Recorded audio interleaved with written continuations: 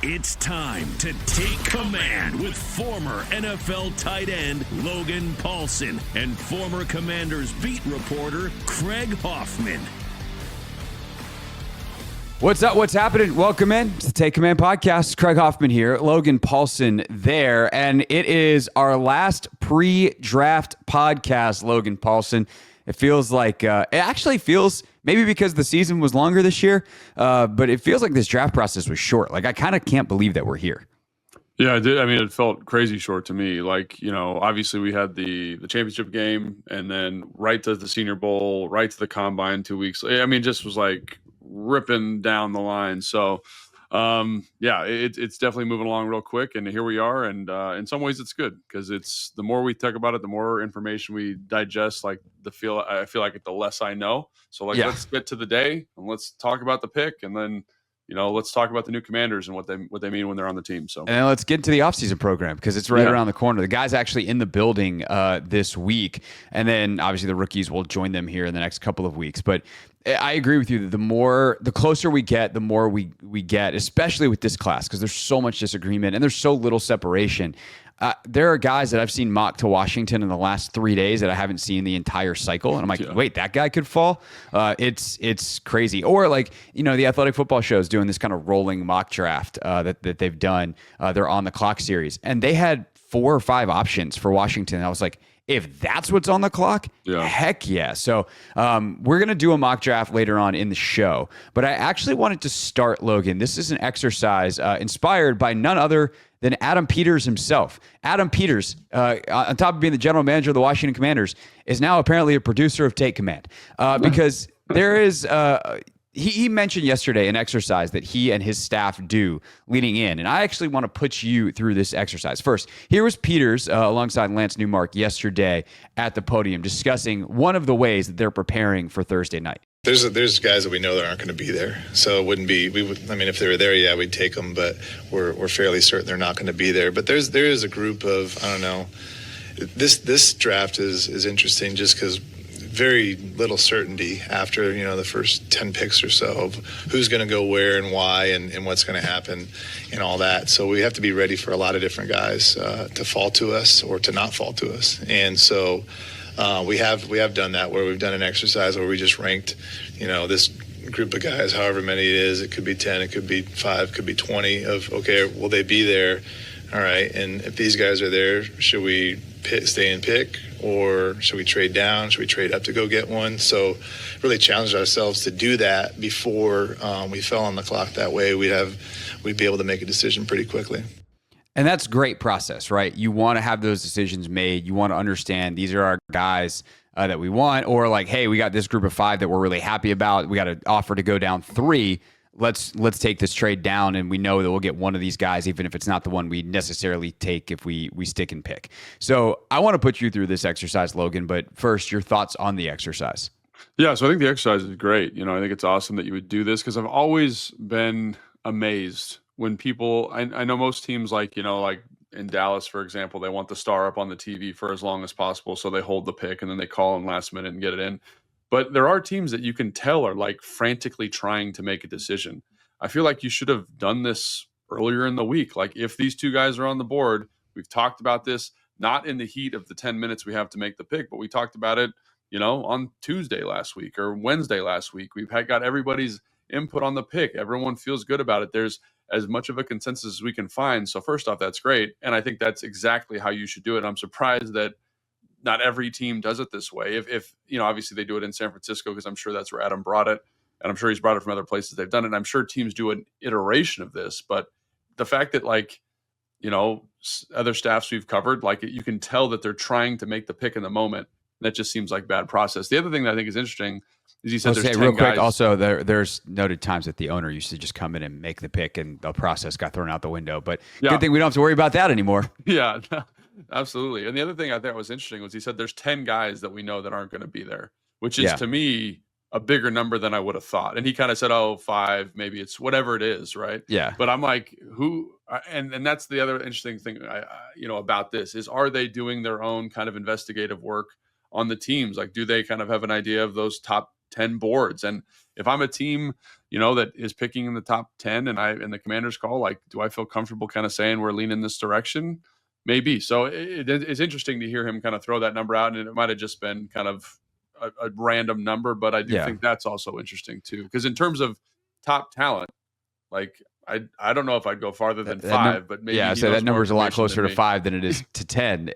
I had that thought too, and it's why you have to have good friendships in the league. We talk about sometimes, you're not trying to win every trade, win every negotiation with an agent. Like, certainly you want to get what you want, but you're not trying to squeeze them for every single dollar or being impossible to deal with. When your name pops up on the phone, you don't want to be someone who they go, oh God, Adam's calling again, right? Like, you want to be like, oh, Adam's calling. Let's see what Adam wants. Like, you want those good relationships because that helps you get the information, and you can trust the people. They can trust you, and you give a little bit, you get a little bit, and it helps everybody. And I had that thought too, because if you had asked me, last Friday, Will Johnson, Mason Graham, like, are those guys top 10 picks? I've been like, locks. Johnson's falling down boards. Like, that foot injury is clearly scaring people. The lack of testing data, it makes the evaluation incomplete. Peter Schrager on ESPN this morning is reporting that he thinks he put out a last-minute mock draft, and he thinks Mason Graham might fall out of the top 10, where he's been mocked at 5 nonstop, relentlessly throughout the entire process. But that's the thing, is like, if everybody mocks him at 5, and then the Jags decide to swerve and take Ashton Genty or Tet McMillan, how far does he fall? Like, we don't know, because we've never even given that a thought. So it is a really fun and really, I think, interesting process, which is why I pulled out an old school sheet of paper, scrolled through some top lists, and I wrote down about 20 names, Logan. And basically, we're gonna play Survivor NFL Draft Edition. I'm gonna give you 2 names. You tell me, and this is, by the way, for the Commanders. So you are now on the clock in the Washington War Room. We're going through this exercise the day before. That way, when we're in the actual war room, Adam can look at a pre-made list and be like, we already had this discussion. So we are helping Adam Peters out, allegedly. I'm going to give you 2 names. Winner stays on, and we'll go through these 20 names. Okay. So you ready? Yep, ready as I'm going to be. All right. Well, that's correct, because that red light is on. The recording light is going. All right. First up, I'm going to give you 2 edges here. First one of the guys with one of the absolute coolest stories in the draft, like the Blind Side movie, kind of happened to him, but hopefully it doesn't end in lawsuits and terribleness 10 years later. Nick Scorton, Texas A&M edge. Also, one of the most controversial players in this draft, football character-wise, James Pierce, edge out of Tennessee. Those are your 2 players that are on the board. Which direction are you going for the Commanders? Yeah, I definitely think, with James Pierce Jr., there's obviously more athletic buzz around that player. Everyone talks about the 40-yard dash, the 4.47, the great 10-yard split, the great 2023. And I think that's all 100% valid. And I think when you see the athletic upside of a player like that, a lot of fans, they become infatuated. But for me, I think Nick Scorton is a commander. And I felt that way from the second I watched the first game. I just was like, this dude, I had to do a breakdown for the Command Center show. We're like banking stuff for draft night. And I just was reviewing some of the clips, and I was like, this dude plays like an absolute lunatic. And I want the guy that has the great leadership, the great football character, the guy that plays with the great physical toughness and courage, the guy who's a good pass rusher in his own right, and the guy who gives you some flexibility in the front. So, like, I don't know, like there was a play against Texas where the tight end comes across on a slice block and tries to cut his legs out. He puts his face on that dude. The guy buckles under the force of the collision. He dives over the player, tackles the running back by the leg, and he's just like a rabid dog. And I was like, that to me is what, Frankie Louvu, Bobby Wagner, these guys that have done it, that are the character, the backbone of this team. So do you lose a little bit maybe of ceiling? Absolutely. But in terms of like when you cut the tape on, like there's something special about him. And then the other thing about him that I think is good is he has that great physical toughness, but he had 11 sacks in 23 when he was at Purdue with that wide line, get after the quarterback type of stuff. And he also has the ability to kind of do some different things. And I think when you watch his drill work at the combine, like he looks the part, man. He looks like a first round draft pick. And so I know that may not get a lot of fans excited. And again, I think James Pierce Jr. is a tremendous athlete. And when it shows up on film, like the twitch, the burst, the pursuit to the quarterback, it's there. But I don't know, man. There's just, and again, it could be, and all these are my own bias, but when I see Nick Scorton play football, I get excited. Yeah, and Pierce, as we talked about on the last show, not only is there the off-field or the off-field / on-field character questions about the football character, the competitor, all that kind of stuff. He's a high side rusher, which is not your favorite type of rusher. Not my favorite type of rusher. So there's some thing there. And I think the thing with Scorton, too, is like we know that the sack production for the edges at A&M, we talked about with Shamar Stewart, some of that is limited by the scheme. But the fact that he's a double-digit sack guy in the Big Ten against that kind of offensive line at not exactly a football powerhouse in Purdue is probably worth mentioning. Team captain multiple times. All right, Nick Scorton, you advance. James Pierce is out. All right, next guy on my list, Nick Scorton or Derek Harmon, the defensive tackle from Oregon. This is for the Commanders? This is for the Commanders. So, Derek, you've seen my big board, right? You've looked at it. We've talked about it a lot. Derek Harmon, to me, is like as close to like knock the ball out of the park prospect in this class. Like, I don't want to compare him to Chris Jones, but like that's the comparison that's floating around the ecosystem of the draft community at the moment. I think that's very lofty and kind of unfair to the guy, but he plays the run well. He plays hard. He's a tremendous athlete. He's 315. He ran a sub 540. Like, he's got 35-inch so arms. Quick. Yeah, and he has the highest pressure rate in FBS for an interior player last year. So I love him. And so if they're both on the board, if you're just saying which player, right, it's Harmon. But I also think I don't know, it's Harmon for me based on player, but in terms of fit and need, Nick Scorton fits and fills that need. But if I'm going best player available, I'm going to trust my gut, which is this is why we have these discussions beforehand, right? Yeah. So you would say Harmon. So Harmon, the positive side is all the stuff you said. This is where I'd call you in and be like, I'd call the defensive line coach in and be like, we got two guys, right? Yeah. And I'm not going to tell him anything about what I think. I just want to hear what he has to say. And if he comes in and says, oh, dude, Derek Harmon's an absolute dog, blue collar, blue chip, like that's the guy we want in this building. Like, we'll figure out the rotation, whatever. Great. If he's like, dude, Nick Scorton, that's my guy. I coached him wherever, and I know this guy, and we know that. And so that's where this conversation would become a little bit more nuanced. But yeah. So Harmon, incredibly quick, very high pressure rate, got a little Shamar Stewart to him. Not a great finisher. Yeah. And that is the downside. And my question would be, how does that fit with Johnny Newton? Because I do think that, like, in a lot of ways, Derek Harmon, Daron Payne, like, there's a lot of similarities there. The quickness, the ability to stack blocks, shed blocks. Like, it's funny watching Harmon a little bit. And, like, the way I actually wound up this morning watching Harmon and Tyler Booker back to back. And, watching those dudes, it was just kind of like, I was running through some guys real quick. Yeah. And, like, the way they both just are able to boom. Like, Booker as an offensive lineman, as a pass blocker, stands dudes straight up and does not budge. And when Derek Harmon wants to, as a run defender, he can just stand dudes up and be like, which way is the running back going? Get out of my way. I'm going to the running back. The problem is sometimes he misses, which unfortunately I think sounds familiar sometimes to Commanders fans with some of the missed tackles that they had on the interior of the defensive line last year. But I'm not concerned about the fit with Daron Payne because I look at him as Daron Payne replacement. But how does Payne / Harmon fit with Newton in the long term? That is the fit I'm worried about. Answer that question for me, and then I'll make a call. Yeah, and I think then it comes down to Kinlaw too. Like, Kinlaw's on a 3-year deal. Like, how does he fit with this rotation? So it is a complicated. It's a very dense room. I do think the idea of Harmon and Drazan together really work well for me from a mental standpoint, because I think one of the things Harmon does exceptionally well is he's great at setting picks and looping in as a pass rusher. They had to do it a lot. They kind of play this weird odd front kind of pseudo 3-3 at times, which is kind of sweeping the college football landscape. So I think he'd be great. I think he'd be a great complementary piece to kind of free up Drazan. And again, like the variable here that I don't know is Kinlaw. And that's where I get a little bit even then, like, Kinlaw is a 3-year that's really a 2-year. Like, I'm not that concerned. And I think that he's versatile enough that, it's specifically with Drazan as the quicker, but then again, Harmon's not undersized. He's like 6'5".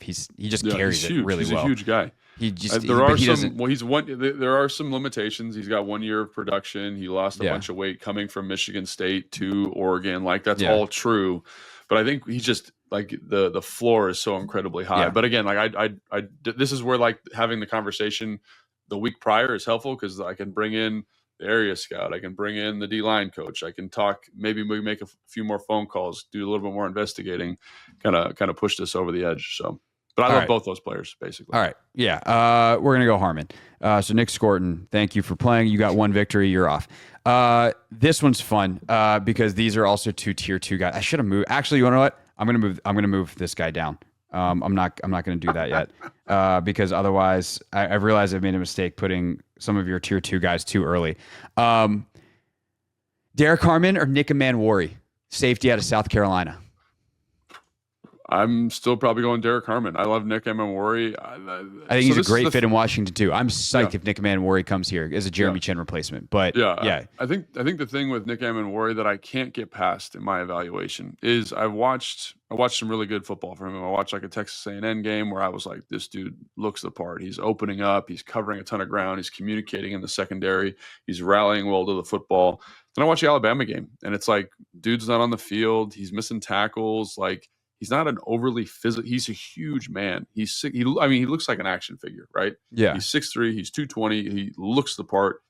Watch him go right now. Go watch his interception cut up on YouTube, and you will see one of the fastest, most explosive players I've ever seen. Like, he is a unique athlete. So, and I like it. And the highs are good, but the fact that he's not this physical downhill tackler, is he true commander in that respect? Right. You know, because of the tackling thing.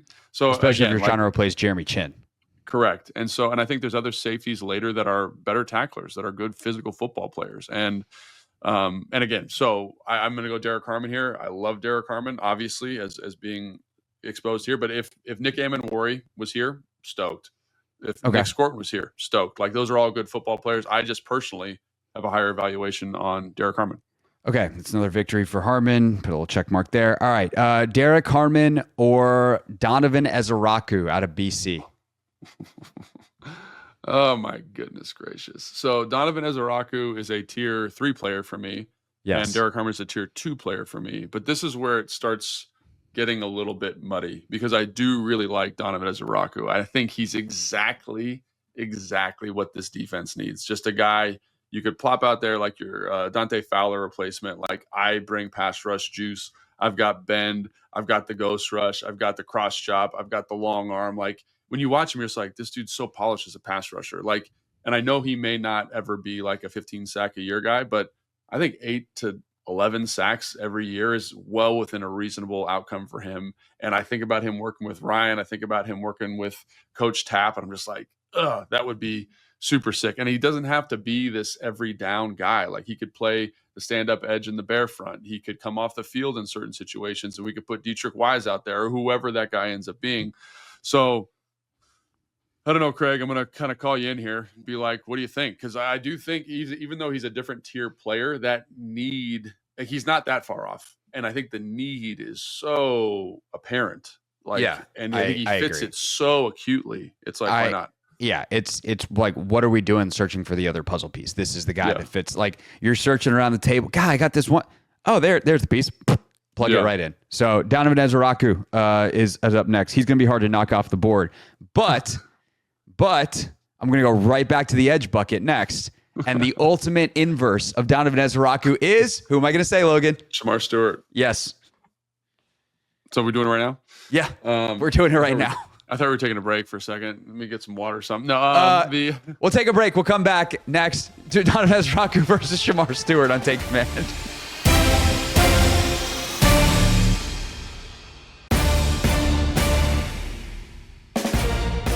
Take Command Podcast.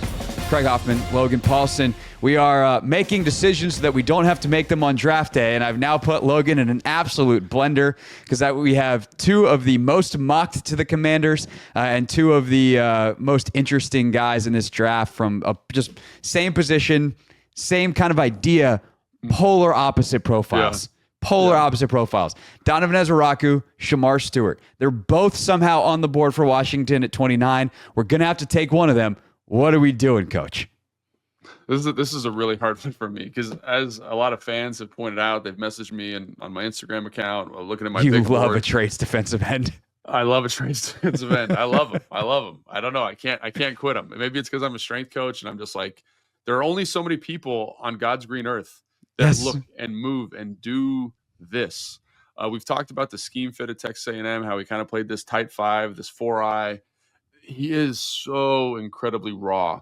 But then the highs are so good. Like I forget, they're playing Arkansas and they're running a little zone read, and he explodes into the backfield, tackles both the quarterback and the running back at the same time. And I just was like, there's like nobody can do that. And the fact that it's at 29, I don't know, man. Like the ceiling just seems so sky high for him. And I don't know, man. Like Donovan Zaraku is one of my favorite players in the entire draft, right? But the potential, the mystery box element of what Shamar Stewart could be is special. And then you watch him at the Senior Bowl, and he's such a tease, man. This guy comes out his first rep in one-on-one, he just annihilates the offensive lineman. And you're like, there's not like you can't. He's I think he weighed in at the Senior Bowl at 275, and he's 6'5", and then he weighs a little bit lighter, run his 40, but like. He looks like Myles Garrett. Like no, he is a Myles Garrett cutout. Like, and I don't say that. Well, I guess Myles Garrett. Myles Garrett. Well, yeah, I know. The problem with the cutout is they don't move. They're just stand there and they're just like in the background of stuff. The thing is with him is like people say he doesn't have production. That's not true. He doesn't have sack production. He led them in pressures last year. He had 39 pressures in 12 games. That's not bad. And the other thing about he's got a tackle. He's got 26% missed tackle rates. That's atrocious. That I love about him is he runs the football. Like when the ball's out, like on an RPO, yes. Like he's the first guy out of the stack. Like he's making the tackle. And there's certain things that get Coach Paulson excited is when I see someone running out of the stack. So Nick Scorton, Shamar Stewart, they run out of the stack like absolute demons. And I love that, right? And so people are like, Logan, they should get sacks. I get it, right? I understand what we're talking about here. And also like the power profile, like I think about Jared Verse last year, not the same player, obviously, but the power. The safer pick here is Donovan Ezeraku. It's like, you know it, you love it. It's palpable. It's there, right? But the Shamar Stewart one is very, very enticing. Greg, I'm going to flip the coin to you here and just be like, what are your thoughts? High level thought. I gave you my thoughts, gave the fans my thoughts. What are your thoughts here? My high level thoughts is I want to go to Dan Quinn. I want to go to Daryl Tapp, and I want to go maybe to Ken Norton and be like, hey, can we make it happen? Can you teach this guy how to tackle? Like, I know these are skills that we hopefully acquire in youth football, not at the NFL level, but we drill this stuff a lot. Like we, the Washington Commanders, as we have now become a part of the team in this exercise, we drill this stuff a lot. We talk about pursuit angles. We talk about how to wrap up. We talk about getting our feet underneath us. Like Dan Quinn talks about this stuff in press conferences. Nevertheless, what he talks about in meeting rooms, nevertheless, what they do in the practice fields. And with all due respect to Donovan Ezeraku, if I can teach Shamar Stewart how to tackle, I might have an all-pro. Yeah. Like he's got great motor. And I also like, who's the better run player right now? Yeah, Shamar Stewart. And I think of what we needed last year. We needed edges who could stop the run. And if you're telling me I have the minimum, like what's here would be my question back to you. What's Shamar Stewart's floor? Like is he so dangerous from the missed tackle stuff that he could bust out of the league in 3-4 years? Or I don't think so. if at the very least am I getting a really solid run player who's going to set a hard edge, who's going to run to the football? He might miss some tackles, but he's not going to miss as many. Hopefully moving forward. And even if I don't wind up ever getting sack production, he can't figure out how to finish on that end. I'm getting a guy who's going to generate pressure and be a solid run defender. Because if you tell me I'm getting that, and my upside is if I can teach him how to finish on sacks, like what he could also be an 8 to 11 sack guy, and maybe even better. You know what he feels like to me? You know, honestly, like I've been thinking about this for the past couple of days. Like he feels a little bit like Montez Sweat to me. Yeah, that's kind of what I was getting at. That's like what he's going to be. Like he's gonna maybe take a year or two, but he's way more twitched up. Like, and I know people are gonna say, well, Montez ran a faster 40.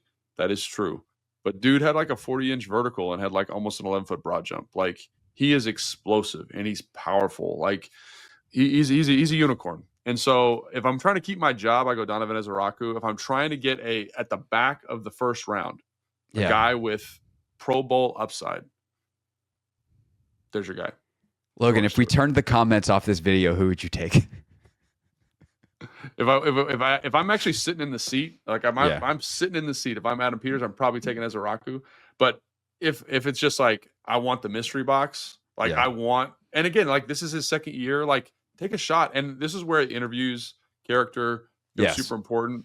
Let's go Shamar Stewart. Let's just do it. Let's make it happen. Honestly, I'm gonna push us to Stewart, even though I think we both, because I've said like Ezaraku's the guy that I really, really want there. So then if they go, I don't know. But like, I think that the rest of the conversation here for the rest of this exercise for the purpose of a podcast is more interesting if it's Stewart than it is Ezaraku. So for that purpose, that's going to be the tiebreaker. In some ways, that is us acknowledging we'd probably take Donovan Ezaraku. But for the rest of this exercise, we're taking Shamar Stewart. Okay. Talk about risky versus safe. Shamar Stewart or Tyler Booker?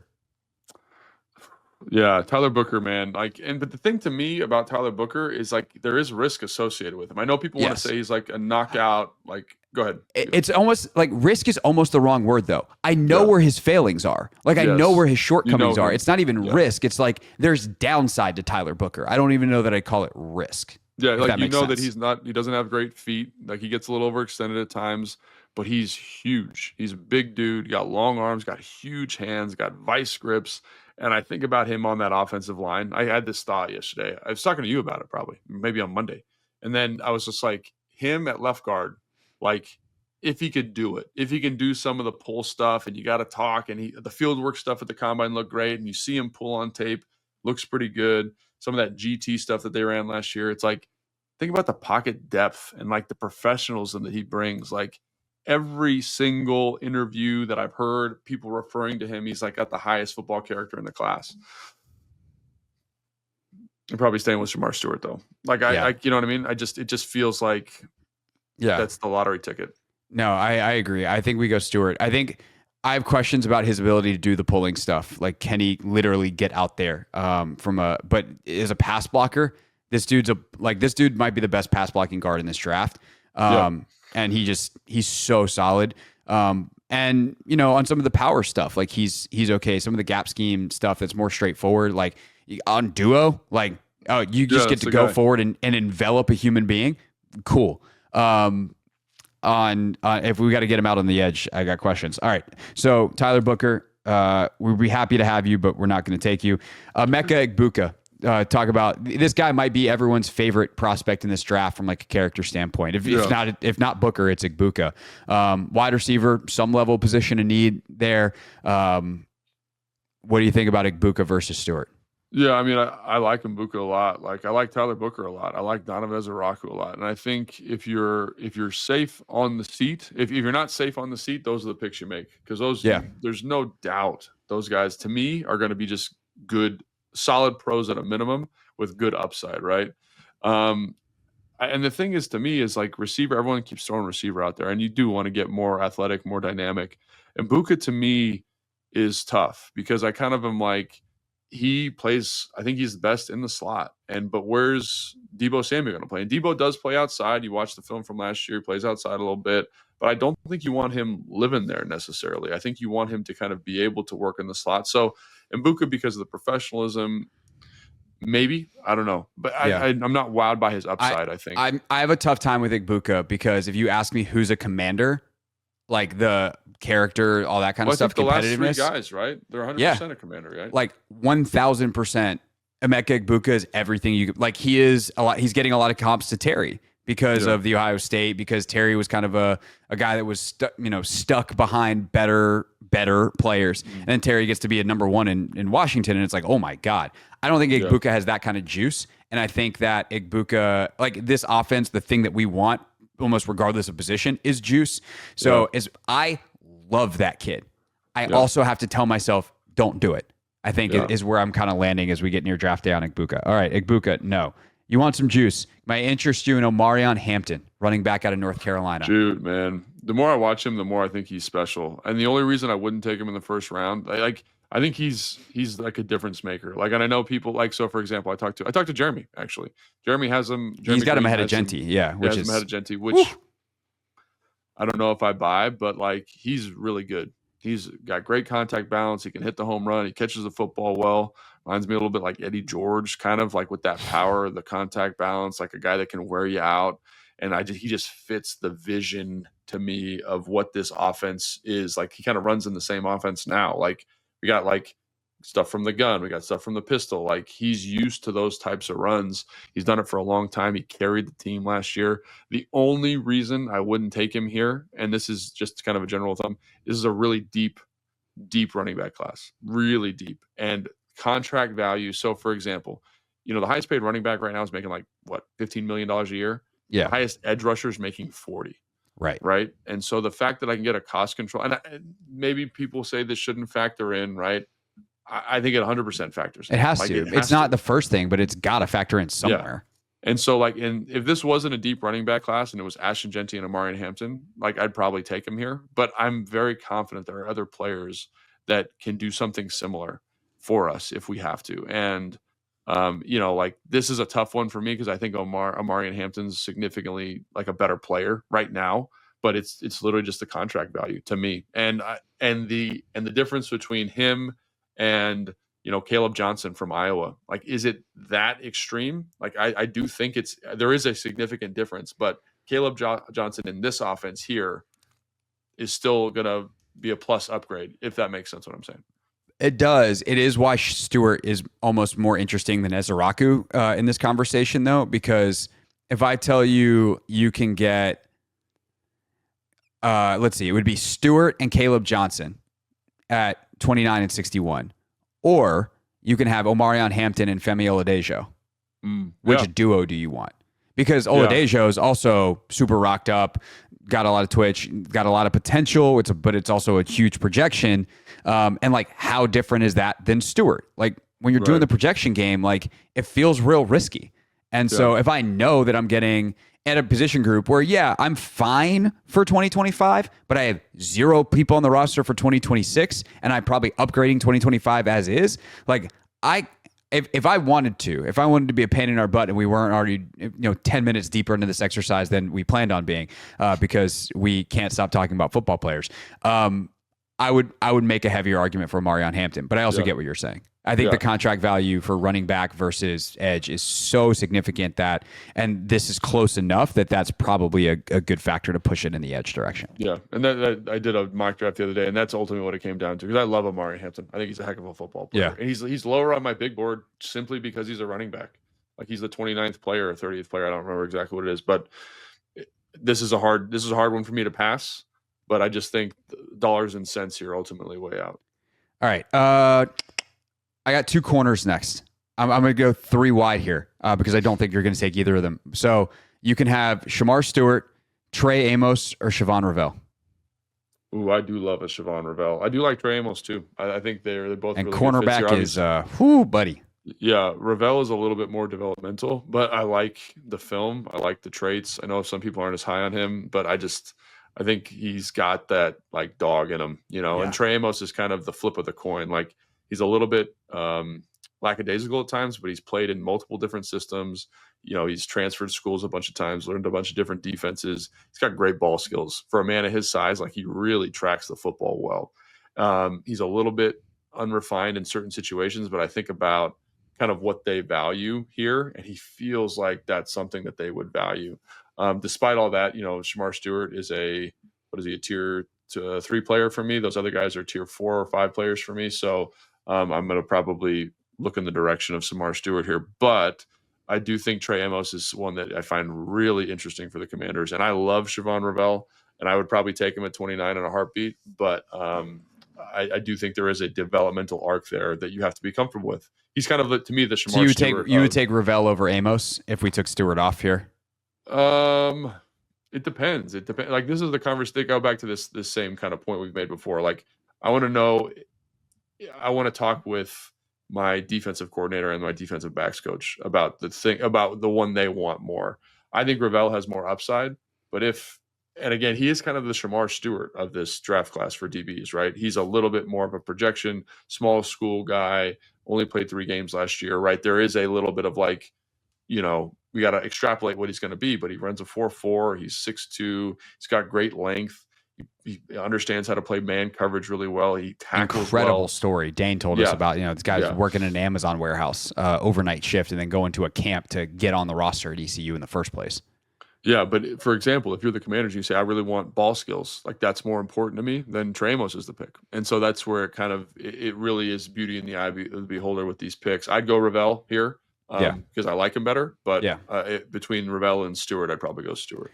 All right. Last three here.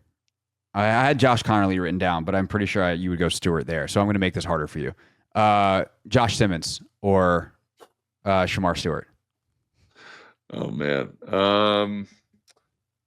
So Josh Simmons, without knowing anything about the football character stuff, is the answer. The problem that I'm running into now is on all these, like The Athletic, ESPN, Daniel Jeremiah, there seems to be whispers from all of those outlets. And again, like it's silly season. People are trying to get people to fall. Like he's the best tackle athletically in this class, like best tackle. And so when I hear all these whispers about people falling down boards, there's character concerns, that makes me really nervous, right? Makes me really, really nervous. But I think he's like, to me, he's like, who's the guy that Minnesota drafted a couple of years ago from Virginia Tech? Darisaw? Is that his name? Yeah, Christian Darisaw. Like he's that kind of player, like he's like a franchise tackle. But if the patella injury is weird, right? And the off-field character and stuff is surprising to me, but I'm hearing it enough spots now where I'm a little bit leery of it. So that's something that makes me a little bit nervous.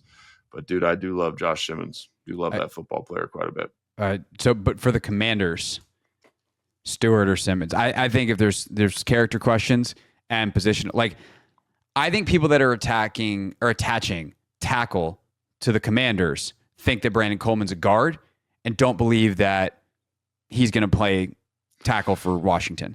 And Washington is like, if we're taking them at their word, Brandon Coleman's playing right tackle. Well, this is what I'd say too, though, is like I like Brandon Coleman. I think he did a very serviceable job last year playing left, and I think the move to right is good, makes the offensive line better. But I do think the ceiling, at least on tape from Josh Simmons prior to the injury, is something that needs to be considered here. Like it's a very high ceiling, and again, the patella injury, like the medical stuff, that's stuff that we don't have access to or we're not privy to. But like patella injuries are gnarly. You know what I mean? I don't know if you've rehabbed one. They're super gnarly to deal with. So he'll just be getting ready for training camp, kind of when it's all said and done. Lots of red flags. Too many questions. Yeah, even though I love the player, like lots of questions about the other stuff. Okay. Last two. Matthew Golden is a tier 2 player for you. Dude. The receiver out of Texas. If it's Matthew Golden or Shamar Stewart, who are you going with? Probably go Matthew Golden here. Like, okay. Yeah. I mean, there's a lot of questions about Shamar Stewart. We talked about his upside, but it's all projection. Like Matthew Golden is right now an NFL-ready wide receiver who can play inside and outside. He ran a 4.29 at the combine. Doesn't show up at that on film all the time. 4.2. What is it? 4.3 something? Fast. He ran 4.29. It was 4.29. Yeah, he ran fast. And he has all this route running nuance. He's like so polished, right? He understands like when to burst the route, when to vary speeds. And so, yeah, I just think if he's available at this point, like I think he's the better football player. Now, he doesn't fit a need as acutely, but I think him paired with Terry McLaurin, paired with Deebo Samuel, like that's a really nice receiving room. And a guy who, again, he catches the football well. He tracks the football well. Like he just does block a little bit too. Yeah, he's a dog, man. I really like him a lot. I mean, he's a tier 2 player for me, right? So that's where I'd probably say Matthew Golden. Here's the thing about Matthew Golden's 4.29 40 that doesn't show up on tape. His 10-yard split was a 1.47. That is blazing fast. You never see 1.4 something. By the way, Igbuka ran a 1.50 10-yard split, so that's fast. That's good too. But what's the thing about those two guys in the route running? It's super smooth in and out of the cuts. They accelerate, but they also decelerate really well. Yeah. And that's like the reason Matthew Golden ran 4.29 is because he got out so fast. And that part does show up on tape. Like the releases are pretty good. So he might not long speed, like blaze past people. So if he gets a little bit of separation, he's not going to pull away in the back half of a 40, if you will. But most of football isn't played like that. Most of football is played in short areas. Can you get separation initially? Can you pull away from someone coming out of a cut? And that skill is something that Matthew Golden has. And that's why, I don't know, the spotty production scares me a little bit with him, especially scary. considering the track record of receivers who do and don't have production in college. But I tend to think that he'll be okay. I'm really intrigued by Matthew Golden. I think teammates and stuff really love him too. So, all right, Matthew Golden. Last guy. We're going to assume that he's on our board because the off-field stuff is checked out. Mike Green, edge out of Marshall. Mike Green. Green. Okay. If the off-field stuff is checked out, Mike Green, like 100%. Like, dude, of the people that we just talked about, his film is the best. Like, is the best. He's fantastic to watch, and he plays hard. He can do multiple different things. Like, and again, off-field stuff's got to check out. Like, that's a huge caveat for me. But yeah, my only thing with Mike Green is if he's available at 29, I feel like the off-field stuff did not check out. Yeah. And that's kind of, I kind of just feel like there's no scenario where Mike Green's available at 29 and it's good because the film is good enough that he should not get outside the top 20. It's a great point. It's a great point, actually. Yeah. So I want to throw him in there because if somehow he's there and, you know, for whatever reason, the Commanders are comfortable with the information, then they, you know, I don't want to say like, oh, we didn't talk about him. But and I wanted to be able to have that comparison to Stewart and Ezeraku and Scorton and these other guys that we talked about. Yeah. But I do think it's worth saying that there's a very little chance that Mike Green gets to 29 and the Commanders are interested, just because if he gets to 29, it means the off-field stuff probably didn't check out and other teams have passed on him. All right, now that we've done all the hard work, we're going to do a very fast mock draft with every single one of the Commanders' picks. No trades. We're just going to go for it next to wrap up our final pre-draft edition of Take Command.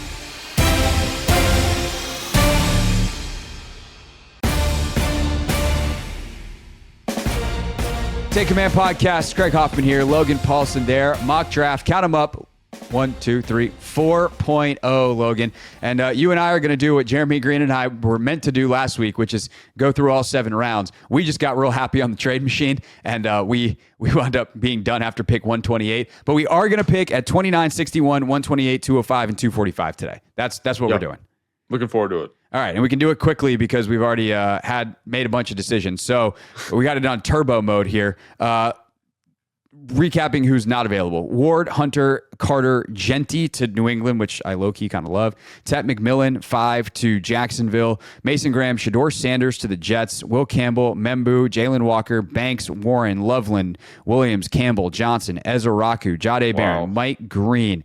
This is tough for us. Brutal. Harmon, Simmons, Egbuka, who I love as a fit 22 to the Chargers. I also like him to the Rams. Can you imagine if they replace Cooper Kupp with Emeka Egbuka? Such a Rams receiver. Also, by the way, it'd be so funny if Jim Harbaugh's like, I know the guy, the Ohio State kid, because he's drafting his Michigan guys, but Egbuka's a guy that I'm sure he recruited. Hampton, Starks, Zabel, Grant, Amanwari, Stewart.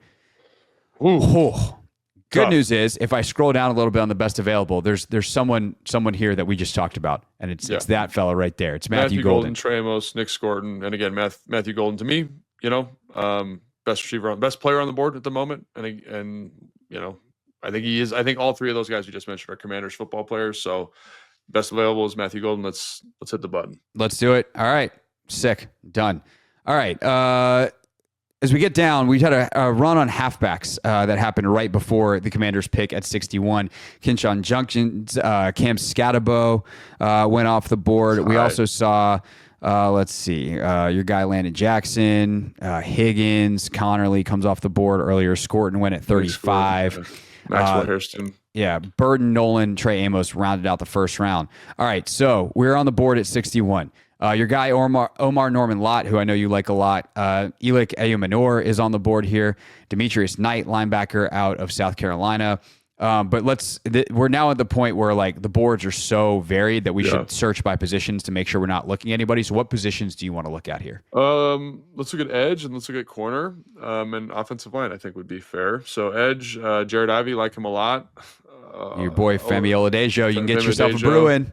Josiah Stewart, Kyle Kennard, all good pass rushers. I think the problem, I noticed this yesterday. She's like, oh man, there's lots of good edge rushers here, but you're not picking again until when? Like 128 or something like that, whatever the next pick is.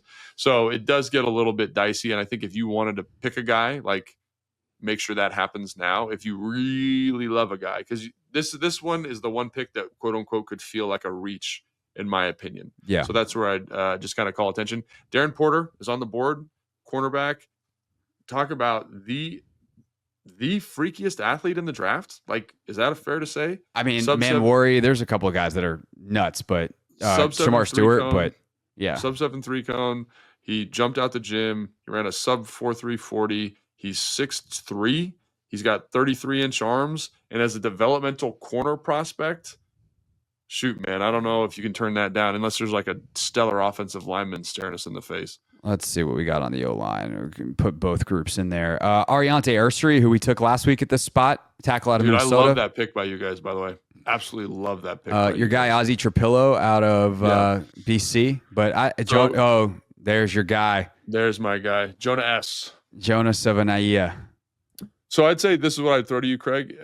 It could be Ursary or it could be Porter. And I think you'd be very happy with either one of them here. And especially Porter, because I trust this staff to develop him. That's what I believe in them. And he's got tremendous upside. So again, weird story. Only played 1 year of defensive back, only 7 games of defensive back film for him. But what was he previously? Was he receiver previously? Receiver. Yeah. Receiver, special teams guy. So, if he's played teams, like that gives us a little bit of a leash. And if I'm thinking of it as a 2-year project where I can see what Marshawn Lattimore develops into, or see if he's still got it. If he's cooked, I need you to start next year. If not, we'll bring Marshawn back. But we're hoping you can develop into a starter even this year. Porter's, God, the problem is you and I both love a really good piece of clay to mold. Yes. So we need somebody else on our staff. This is why me, you, and Jeremy are good trio on this stuff, because Jeremy's a production fiend. You haven't produced. Jeremy Green doesn't like you. But I would say, but you like if you're taking my edges away here, I'd probably go Porter. Yeah. So why not? Let's do it. All right. Darian Porter. By the way, this is why we have these discussions ahead of time. Could you imagine doing this for like all 1,000 rounds of the draft? I could not. What we just did in 40 minutes for just the first round, guys. Yeah. All right. How about Mello Dotson popping up? I had Mitch Tischler on the radio show yesterday, and I was like, give me a deep cut. Who's someone he's like, Mello Dotson, corner out of Kansas. I like him a lot. I've watched a lot of DBs. I have not watched him yet, so I'm going to put him on my list. Hopefully watch him before the draft tomorrow night. But what did Mitch have to say about him? Just, kind of fits the profile of what the Commanders like in terms of length and physical ball skills. He and Kobe Jones, one of the best corner duos in the country at Kansas last year. Dane's got him down at like a 7th round grade. Trevor seems to have him right around here. I love this. Rank 126, average draft position 126.5. So we're getting to the part of the draft where people don't know names as well. Yeah, so it's just like these numbers are going to start to look real similar. Can you go to edges, see if there's any edges available? Yes, I can, because that is probably the position we would like to attack. Ahmed Hassanain, who we talked about on an episode 2 months ago, is the top one listed here. Quindarius Robinson is really interesting, actually, from Alabama. Talk to me about him. Basically played like stand-up linebacker. He was like the 3rd rotational special teams guy. And when you go through film, and you're just watching people back to back to back to back, all of a sudden you come to Robinson, you're like, this dude moves like a 1st-round pick. He's got this crazy juice off the edge, great 2-point stance. Actually, just talking through it, feels like an interesting kind of spinner candidate. You know what I'm saying? That guy that stands up and can rush and loop and do some different stuff. Frankie Louvu type role. Yeah, tremendous acceleration. He's 6'5". He's like 240. You know what I mean? He's got real pass rush. We can put 10 pounds on a guy and make him an edge. Yeah, and so here in the 4th round, talking about taking a flyer on somebody, let's also check running backs. But that, to me, for Dan Quinn and this staff, seems really interesting to me. All right, running backs. Hunter, Blue, Smith. Love Smith. Let's go Quindarius Robinson, because I think you're not going to find a better athlete. Now, it's a project, no doubt about it. But a guy with some special teams upside, can survive for a year or two playing teams. He's going to be an absolute maven for you that could develop some upside in terms of being an actual dude. I heard, I think it was probably something that Dane said, maybe it was when I was reading the Beast, that he tested off the charts at his pro day. I don't remember the numbers off the top of my head. Give me 2 seconds and I'll have them. Yeah. But I think that that dude's 6'5", 240 playing for Dan Quinn. Like I'm he's got intrigued the as all kind hell. of the short area kind of burst. You know what I mean? Like I think he's a nice pick here to kind of alleviate some pressure in terms of finding edge rush juice in this draft. All right. If we go down, where is he? He might not even he might be a linebacker. I don't know, but I would say this is a guy that would be interesting here with some upside as a pass rusher. All right. Robinson. We want down, very popular last name. Who would have guessed that? Q Robinson. His pro day numbers were, he didn't run it as pro day, but he measured in 6'4", 241, 33 and a quarter inch arms. Love it. Over an 80-inch wingspan. Love it. Had an elbow injury towards the end of the year, and that's why he didn't work out at the combine. So maybe there was a second. I think, there's sometimes like a second pro day, and maybe he ran at that, and that these numbers are just not here. So, yeah, I mean, and by the way, look, I think that's pretty funny. 128.7 is his average draft position. So apparently a lot of people drafting for the Commanders are big fans of Quandarius Robinson. So there you go at 128. All right, now we got 205 and 245. We're going to recap quickly all the... No, we're not. We're not going to recap all the names in between. All right, what positions are we going to look at, Logan? Probably running back? Dude, we're at 205 right now. Running back. Oh, Basil Tootin, Kyle Montague. I love him. Jordan James, great running back. Taj Brooks, I think, doesn't have juice, but one of the better runners in the class, if that makes sense. Is this the last pick? No, we got 245 as well. Can we check offensive line real quick just to see if there's anybody that catches your eye here? Tyler Cooper out of Minnesota. Jake Majors out of Texas. Get real thin. Oh, Miles Hinton. That guy right there, Miles Hinton, is that how you say his name? Sure. He's a fun player to watch, and I think a lot of people in the NFL community are probably higher on him than this. He played left tackle for Michigan. He's 6'6". He's like in that 337, 340 type range. Good length. Not the fastest guy, but a guy that I think could play guard or tackle at the NFL level, kind of like a swing player. I think he could be like a starting caliber guard. So to get a guy with some depth aspirations here, I'd like that a lot, actually. And again, he can play inside, outside. His dad was an NFL starter for 15 years. So he's got this pedigree, this background. He's played at Stanford. He's played at Michigan. Yeah, I like that. I don't know how you feel about that. Is there, maybe check receiver real quick, see if there's anybody with maybe just in case, but we can. But let's see. Is there anybody that jumps out? Lambert Smith, kind of that speed merchant guy from Auburn. Interesting. But we already got Golden. And the thing is, I think with the Commanders receiver room, I am definitely not anti-adding a receiver and think they should have won. But I almost forget they signed Michael Gallup. They brought back Noah Brown. How much room do you have in that room of guys that are really going to contend to make the roster? Yeah, it's a good point. And the other one that you just scrolled down past it is Basil Tootin from Virginia Tech, the running back. And I just think if you're looking for some absolute gasoline to pour into this offense as a playmaker, return man, if you watch him, I think it was versus Florida State and Miami. He just looked like an absolute maniac. And I just think about him as kind of a satellite player in this offense, catching screens. And they do seem like they want to find explosive plays. So the two picks I'd give you are either guard tackle combination, Miles Hilton, because I think he probably goes ahead of this in real life. I think Basil Tootin probably goes ahead of this in real life because the fast 40 that he ran. 240, yeah. Yeah. But yeah, and if you want to, there's no one more explosive pound for pound than Basil Tootin in this class. So I'll leave it up to you. And if you want some depth at running back, that might not be a bad idea.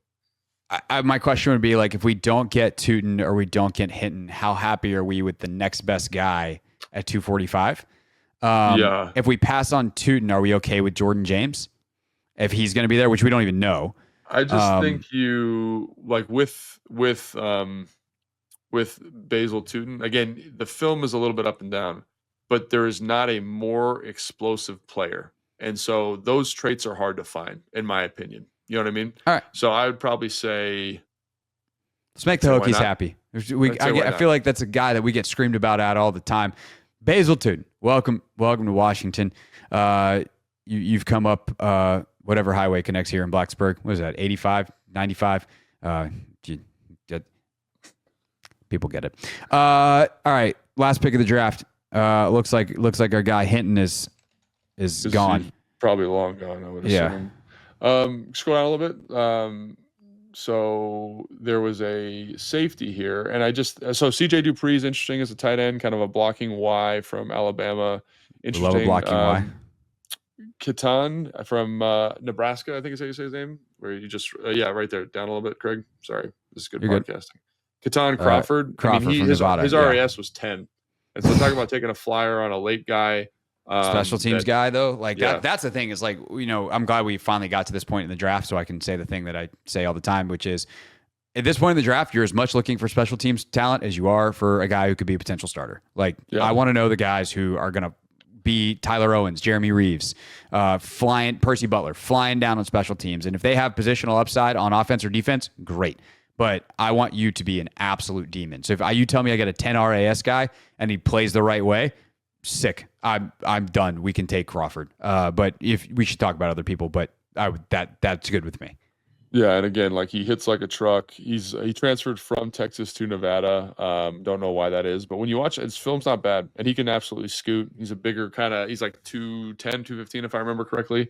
But yeah, his film's interesting and his 10 RAS. So jumps were great, length was good, arm length was good. So as a guy that it seems like has some upside, if the character concerns are clean, why not go that way? You know what I mean? But can we check tight ends real quick, and can we check offensive lineman? So he transferred to Nevada in 2024 for the opportunity to be an every down safety. So just wanted more opportunity there. You said tight ends, and who else did you want to check? Just tackles, just if there's anybody floating around that. Luke Lachey. Jalen Connors is interesting. Luke Lachey, upside guy, was hurt a lot. Dude, this is an interesting one, and I'll float it to you. There's a couple interesting guys on here. Okay, so let's talk about these three guys. Scroll up a little bit, Craig. Yep. So right here, Aronde Gadsden, Holland Pierce, and Carson Vincent, because I've had people ask me about all these guys, right? So Aronde Gadsden, he's a converted wide receiver to the position, but he's got 33.5-inch arms. He's almost 6'6".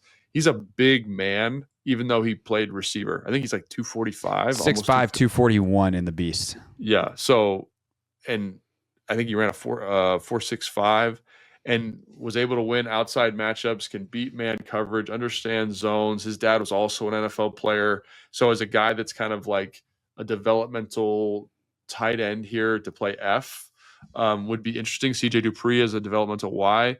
Holland Pierce, people ask me about him all the time. He's the biggest player in the draft, height-wise. I think he's just over 6'8". I think he's 360, something like that. He had the biggest wingspan measured in the last 30 years of the combine. It was 87 inches or something absolutely insane. 88 and a quarter. Yeah, he's a huge 36-inch arms. Huge. Jesus Christ. Yeah, he's a huge man. The problem with him is that he doesn't – people ask me, that's what we're talking about him. He doesn't move that well. He's very heavy-footed. And so, maybe you take a flyer on him, but if I'm taking a flyer on anybody, it's Carson Vincent from Alabama A&M. Plays tackle. He's 6'6". He's got the 35-inch arms, 35.5-inch arms. He's 315. He's got athletic upside. That would be a really interesting selection. He's also played a ton of football. 5-year starter at Alabama A&M. Yeah. He's very raw. Looked good at the Senior Bowl. Had some good reps at the Senior Bowl, but as a developmental guy with high RAS like Aronde Gadsden, Carson Vincent, there are some good football players here that I think you make your team better. I'm interested in a tight end, if it's Colston Loveland or a dude who's a burner and can have absolute speed. So does Gadsden have that? Because if not, we have I want to give Sinnott a chance because I spent a second rounder on him last year. I have Zach for this year. I have Bates as my Y, and I still have Colson Yankoff from last year too. Who's more of a special teams guy, but how many tight ends am I going to want to keep? Colson Yankoff and Cole Turner's still on the roster. Yeah, but I have a higher grade, and most people I talk to have a higher grade on, and then maybe that's why this is a hard exercise. They have a higher grade on Aronde Gadsden than what is this 265? Jeremy's 150. I'm probably in that 150, 175 type range. So I think he's a draftable player that's going to make a difference.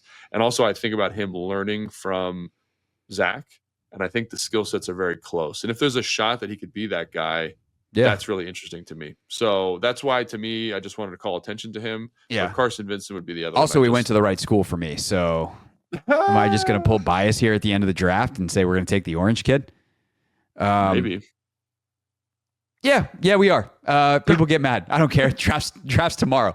For some of you guys, the draft's in a few hours because you're watching this later. Rondé Gatson, welcome to Washington. We'll get you your SU and DC welcome packet as soon as we can.